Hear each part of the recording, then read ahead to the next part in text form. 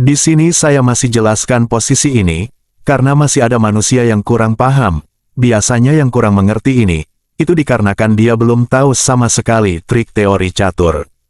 Saya akan berikan pemahamannya, biar tidak ada lagi kata-kata yang masih saja mengatakan bisa menang hitam pada posisi seperti ini, Master.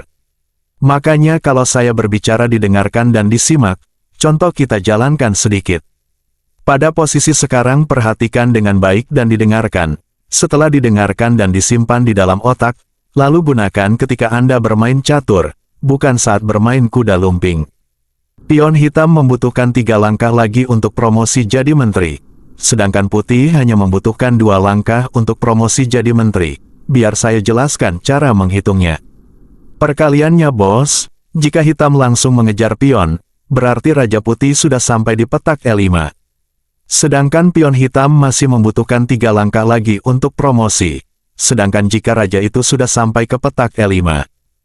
Sedangkan pion hitam masih membutuhkan 3 langkah lagi untuk promosi.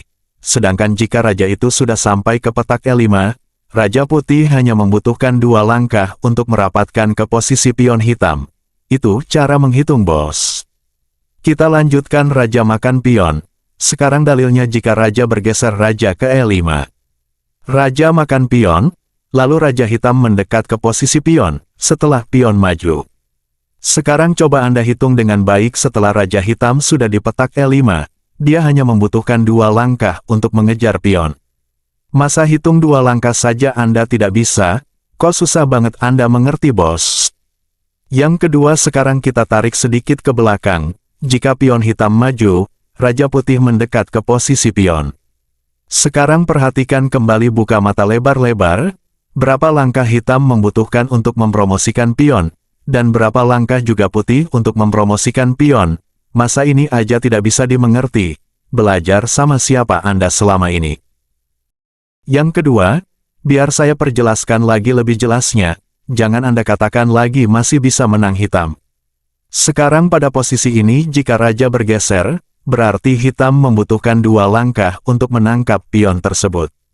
Sekarang Anda hitung setelah 2 langkah ke depan Anda sudah sampai di petak F6, untuk mengambil pion hitam itu. Selanjutnya raja hitam hanya membutuhkan 1 langkah, begitu cara menghitungnya, bos. Contoh kita jalankan ke depan, raja makan pion.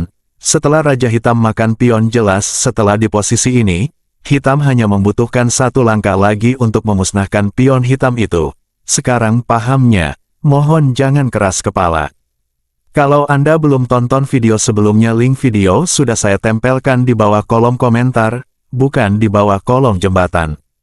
Namun, sekarang jika kita rubah posisi seperti ini, bos, ini sudah jelas hitam menang. Karena raja hitam tidak perlu memikirkan pion dia itu, dia hanya menangkap pion putih, sudah jelas dia menang. Mungkin kalau seperti ini saya tidak jelaskan, karena ini bukan lagi pelajaran khusus penggemar channel ini, sangat terlalu mudah. Oleh karena itu saya ucapkan terima kasih, semoga Anda juga bisa mengerti. Saya mohon maaf jika ada kata-kata yang kurang berkenan di hati saudara, sampai jumpa kembali.